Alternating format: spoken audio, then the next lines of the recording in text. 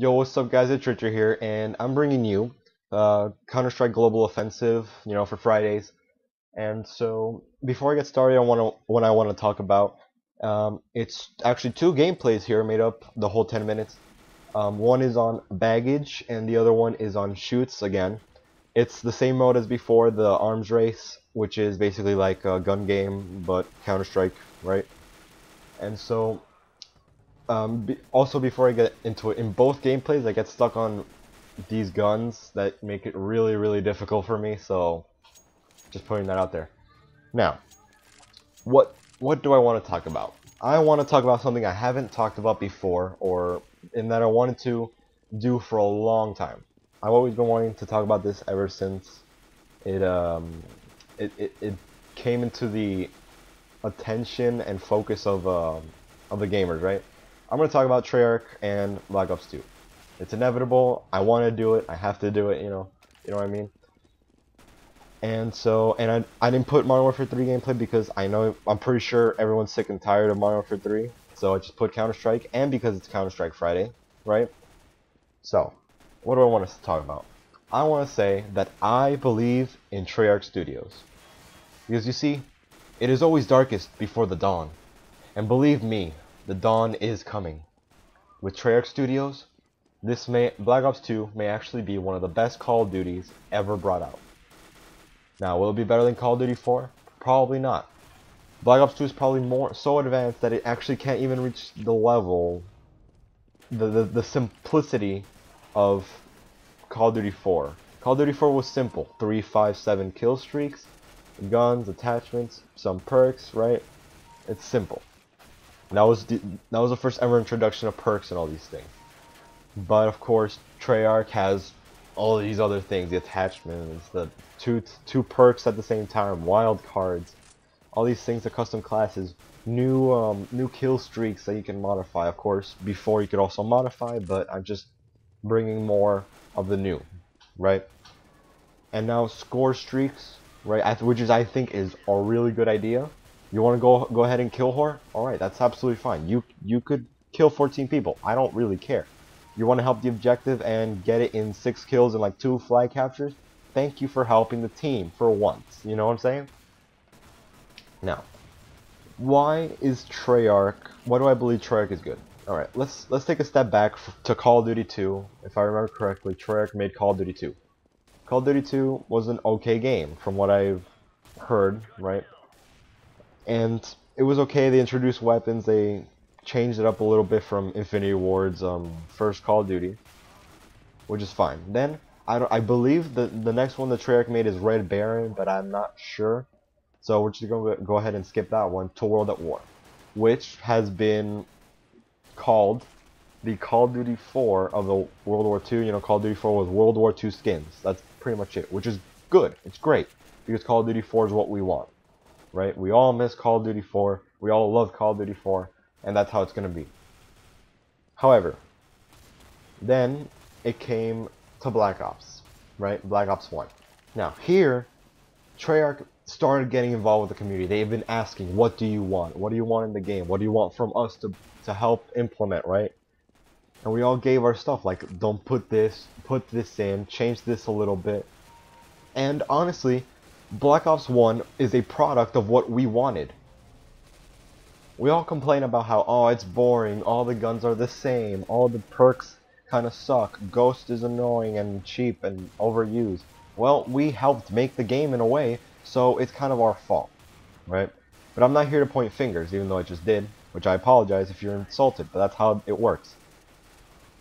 Now, at Black Ops 2, they're doing the same exact thing, except instead of asking us what do we want, right? Sometimes we need to be told or shown or forced on us what we want. We can't just say, hey, I want this and that candy and this candy and that, because then we're gonna get like cavities in our teeth. And that was a really bad analogy, but I think you get the picture. So instead, they've been telling us things, right? They've been telling us, this is what we got. Do you like it? Right? They're not exactly telling us what do you guys want and we'll put it, which is great. Right? From the looks of the gameplay, it doesn't seem it's going to be boring. It might be like Black Ops a relapse of Black Ops in the sense that it's going to be boring later on. The guns don't look entirely the same, they look different, thank God. The map layout, it looks like it's going back to how it was before, not Modern Warfare 3's disastrous map structure. And what I mean by that is, if you take a look at Modern Warfare 3's maps, it's more like a circle, it's not a square or a rectangle. Like, think of it like this, in High Rise, it was 2 buildings, and that was the quote-unquote bases, right? In Modern Warfare 3, there's no bases. It's just one whole circle that you can just go around. And hopefully you'll spawn in an area where you're safe. Because trust me, I've had my own experiences of spawning, taking one step forward, and the guy kills me from behind, looking at the kill cam, and he spawned behind me. Now, I really hope they fix the whole spawn system. Treyarch works out their own spawn system, because that's going to be great. I can't wait for the better spawn system. Because God knows we need it. Alright. Now, and also, Treyarch isn't just focusing on the gamers with adding all these things, the wild cards or whatever, right? They're not just that. They're helping the community as a whole. It's not just the gaming community, but on the YouTube community that can codcast and live stream. Now, I know I don't have enough people to live stream to make it, like, successful, right? But codcasting is going to be helpful for me, because I can actually use it. It isn't the simple theater mode that I can just switch between a few guys and that's it. I can actually show statistics, real-time things, right? That's amazing for people like me and all other commentators around. Okay? Now, Infinity Ward, let's talk about the fiasco that is Infinity Ward right now. Call of Duty 4, great. It didn't get a whole good, like, I think it got actually good attention from the developers, and what I mean by that is that like, if there's something broken, it took them a few weeks maybe, but it got to their attention pretty quick, right? But they fixed it. Modern Warfare 2, it took them months to fix that. Modern Warfare 3, I don't even know. I can't even understand how they didn't even know it from the beginning. Alright? And that I just couldn't believe it.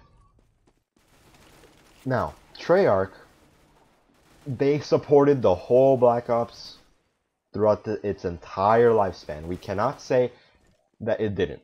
Alright? Besides DLC, it fixed glitches. It fixed some gun balancing issues. It fixed maybe some maps. I don't know. It could be true. Right? And that's why I believe in Treyarch. I truly believe in Treyarch. Infinity Ward, in my opinion, if the next Call of Duty looks like shit, I'm just not gonna buy it. Now, of course, considering that a lot of people like Call of Duty, even though ironically and paradoxically, everyone's saying that they hate it, they still watch it. I mean, sure, not as much as Modern Warfare 2 beforehand, because Modern Warfare 2 was great. Alright? And so, that's kind of also the problem. They also put in Sledgehammer, which I honestly have no idea whether or not they had even enough quality, not quality, but whether they had enough experience making first-person shooters to be able to implement in such a high-known gaming franchise, such as Call of Duty. Now, I know some of you might not say, hey, it's not really that great, Call of Duty sucks, all these things, but it's a high-quality franchise, alright? Quote-unquote quality, right? But it's still a very good franchise that is it's been 3 times the most sold over like a weekend or something, the most sold units at once, I don't know, within the first 24 hours, something like that. But we gotta give it credit where credit is due. And I hope that this kind of helps you guys kind of also think, oh no, I'm not gonna buy Black Ops 2, it's just gonna be the same thing over and over again, which it actually isn't. It isn't. They change things. Treyarch actually changes things. Infinity Ward, well, it gives you a few new extra toys to play with, but that's about it, right? So, thank you guys so much for watching. Playing Counter-Strike is actually pretty fun. Now getting to Counter-Strike, right? It's pretty fun. It's very difficult as well. If any of you think of buying this game, make sure you know what you're getting into. This game is hard. I've been stuck on that gun for forever, if you look. Well, the gameplay is about to run out. Thank you guys so much for watching. Leave me any comments, suggestions, any questions you might have about this, my opinions on it. You can write your own opinions. Please write as though you're an educated person. Thank you guys so much for watching. Subscribe, like, comment, everything. I'll see you next week.